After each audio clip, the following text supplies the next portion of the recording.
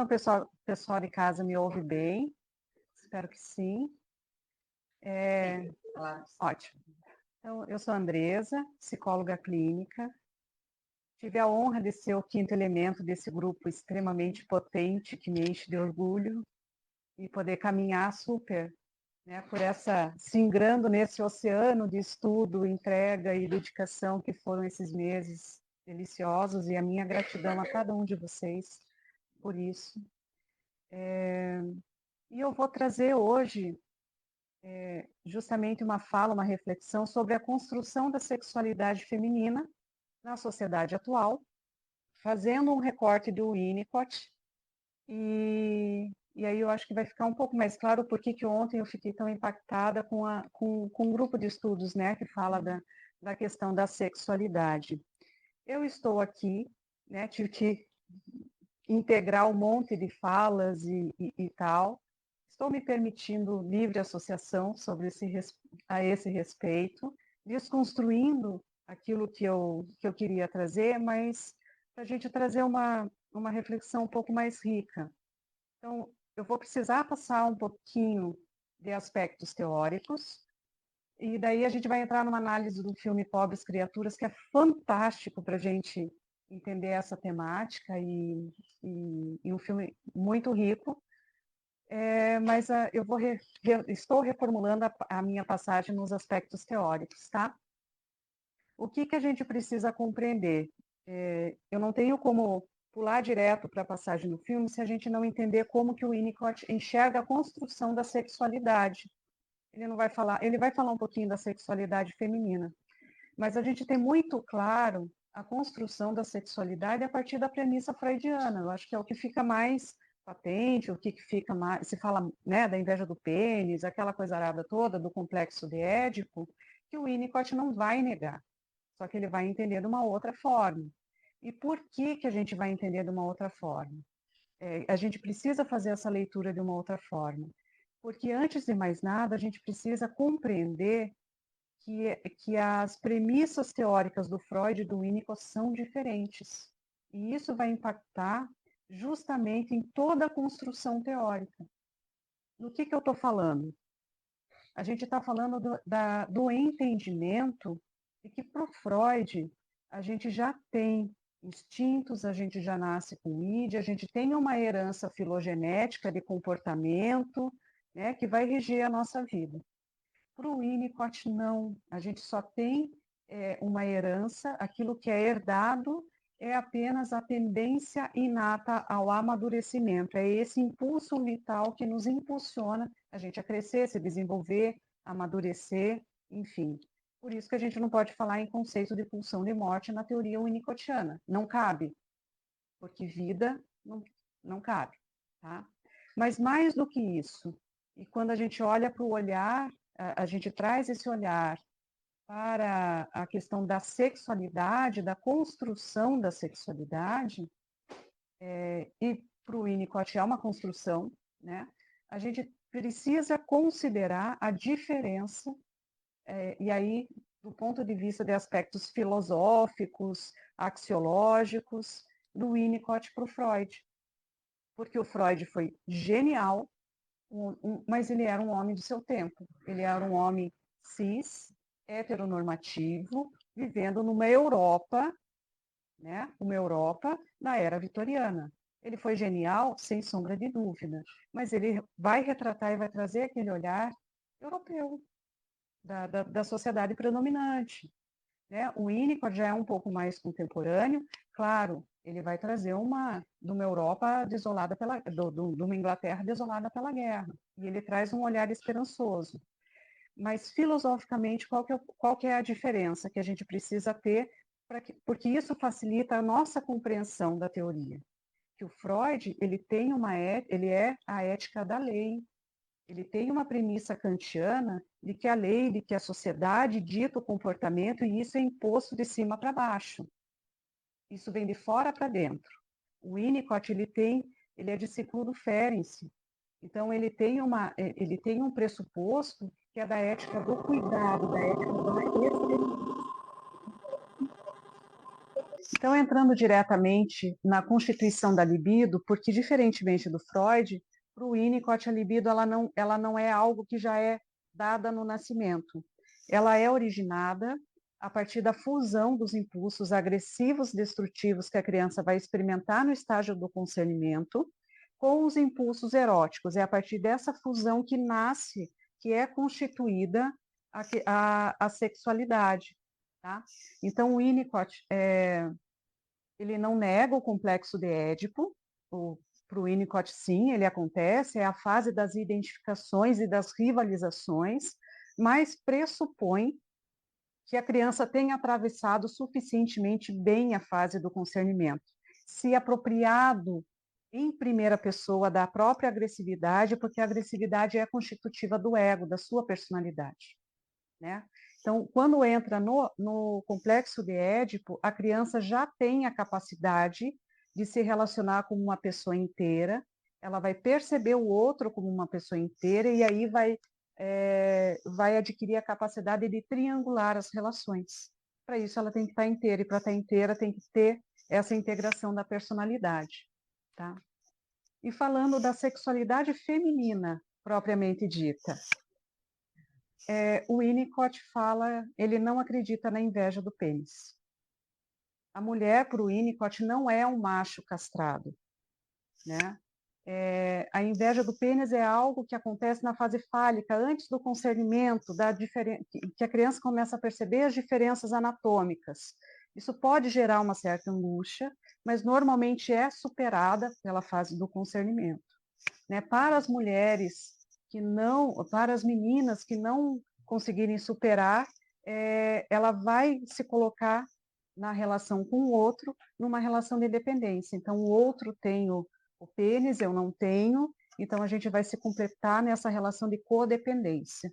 Mas, para o Winnicott, né, a sexualidade feminina ela é muito mais construída na identificação dessa menina com a mãe, com os elementos femininos, que é o cuidado, que é essa capacidade de entrega, essa capacidade de estar presente, com as fantasias de engravidar, de penetrar, de amamentar e de ser penetrado. Então, isso vai acontecendo e é sempre numa linhagem. Então, quando eu tenho uma menina, uma criança, uma menina, eu estou olhando para a história da mãe dela como estou olhando para a história da avó. Acho que a fala da Nicole foi muito cirúrgica nesse sentido, do quanto a gente vai repetindo padrões. Tá? Então, vejam como a construção da sexualidade feminina em Winnicott, ela é extremamente conectada com a vivência do concernimento, com a experiência em primeira pessoa. Essa é uma diferença também muito marcante. O Winnicott é um teórico da experiência. E a gente precisa considerar, embora ele não traga justificativas filosóficas e tal, ele olha muito mais para a experiência mesmo, que ele se encontra dentro de uma classificação humanista existencial. A gente pode considerar ele é um psicanalista, se é que isso é possível, mas que é humanista existencial, porque a sua abordagem é muito existencialista. A gente vai se constituindo pela experiência. Tá? E aí eu trago, né, a cereja do bolo, a análise do filme, Pobres Criaturas, um filme que ganhou 4 Oscars, é produzido pela Emma Stone e ela ganhou o Oscar com esse filme, é uma atuação maravilhosa. Eu primeiro vou fazer um raio-x assim não, eu quero contextualizar eu vou ler para ser mais rápido e não fugir muito do tema. Então, é um filme que conta a história da personagem, que é a Bella Baxter, ou Victoria Blessington, e que é vivido pela Emma Stone e é baseada no Frankenstein feminino. O criador da Bella é o Dr. Godwin Baxter, que é o William Defoe, médico cientista que faz experimentos com diversas criaturas e que transplantou o cérebro de um bebê para o corpo de uma mulher adulta que havia se suicidado e trazido ela de volta à vida. Então, ao longo da trama, God, como ele é chamado por Bella, acompanha o desenvolvimento mental, intelectual, libidinal dessa criatura, né? E para auxiliá-lo na tarefa de documentar o progresso da Bella, ele contrata um jovem médico, Max McCandles, que acaba se apaixonando de uma maneira muito terna pela Bella e propõe casamento. Então, em meio a esse contexto, surge o advogado Duncan Wedderburn, que é o Mark Ruffalo, sedutor, convicto, macho alfa, que tem tudo a ver com a apresentação do Fred ontem. Então, né, vamos retomar um pouquinho de tudo aquilo que ele nos trouxe ontem, porque é exatamente a definição desse personagem. E o Duncan convence Bella a fugir com ele para ela ter as experiências que ela ansiava ter no mundo.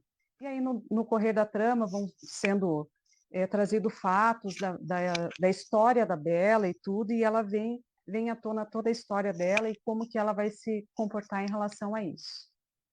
Então, aqui o Godwin Baxter, um médico e cientista, que transplantou o cérebro de um bebê em uma mulher adulta. Ele mesmo foi vítima, o pai dele era cirurgião, ele mesmo foi vítima de experimentos cruéis de seu pai, por isso que ele tem, não é só o rosto, é o corpo totalmente talhado, marcado. Ele não tem libido, porque ele foi castrado energeticamente pelo próprio pai, né? É um filme muito simbólico, muito forte, mas que traz essas camadas. Ele não tem processo digestivo, porque glândulas do piloro e mais umas paradas lá, a Nica saberia dizer melhor, foram retiradas, né? Então ele não tem processo digestivo. E que leitura que a gente pode fazer desse personagem? Ele precisou abrir mão do seu verdadeiro self para sobreviver a um pai cruel. Então, ele tem um falso self cindido patológico, que é diferente do falso self que a Anica falou, estava se referindo no final da apresentação dela, que é um falso self conectado com o verdadeiro self, é uma maneira da gente se expressar no mundo, se adequar a papéis sociais e tal, e que esses são saudáveis, né? Mas apesar de tudo isso, num aspecto perverso e tal, ele consegue estabelecer uma relação paternal com a Bella. Então ele consegue dar ele consegue constituir um ambiente suficientemente bom para ela se desenvolver. O Max McKenna é o jovem médico que é contratado para documentar o desenvolvimento da Bella. Ele se apaixona por ela e propõe casamento. E conforme ele vai documentando as fases do desenvolvimento dela, ele vai fazendo esse estudo. E quando ela demonstra estar descobrindo a sexualidade, ele faz um diagrama do cabelo dela, porque ela também tem um cabelo que só cresce, gente, né? O cabelo dela não para de crescer. E essa fase é uma fala que está perdida, parece perdida no meio do filme, mas não é.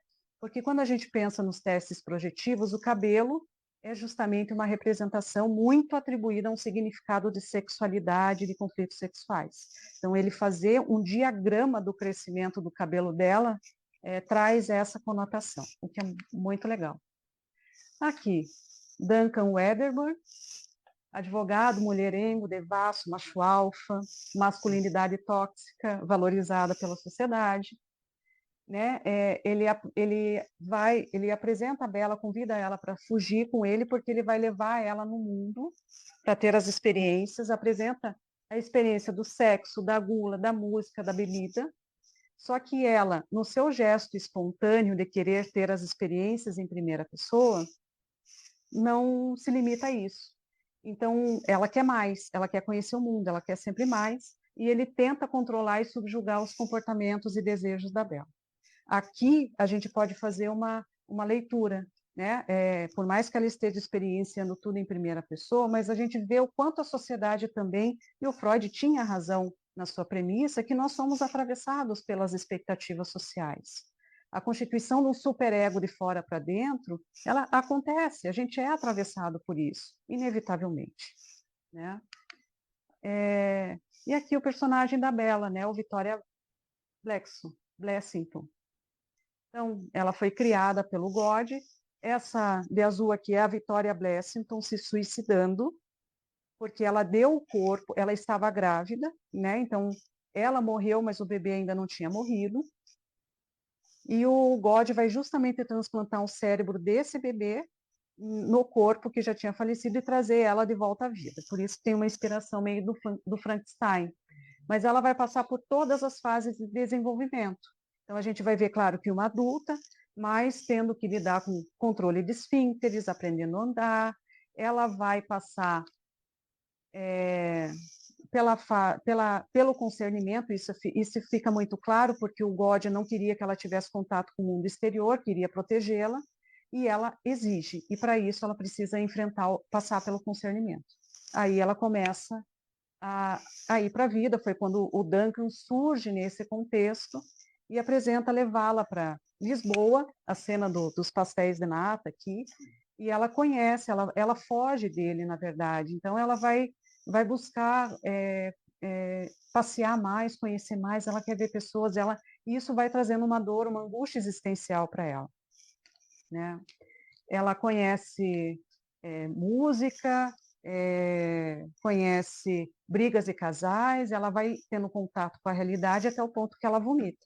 Ela não dá conta de digerir tudo isso, né? Foi algo que foi muito forte para ela. O Duncan vai cada vez mais tentando castrar essa mulher, tentando controlar essa sexualidade emergente, e não consegue. Isso vai frustrando esse macho alfa que vai perdendo o seu eixo de sustentação. Como uma última cartada, aqui aquela senhora, aqui a cena, ele leva ela para um navio, porque no navio seria um ambiente controlado, ela não teria muito para onde fugir. Só que esse navio simbolicamente está indo para a Grécia, com uma parada em Alexandria, né? Aquela senhora é a personagem da Marta, ela apresenta o conhecimento filosófico existencial de Bergson, que é retratado no filme, para a Bela. Então, aquele controle que Duncan queria ter sobre ela, aí despenca de vez, já foi, né? Quando ela para em Alexandria, ela desce do navio e ela tem contato com a realidade social da miséria, da pobreza, da morte, e aquilo causa uma dor existencial nela tão forte, tão profunda, que ela quase que não dá conta de lidar. Só que ela consegue integrar isso na sua personalidade. Aí, por vez, rui todo o controle que o Duncan queria exercer sobre ela.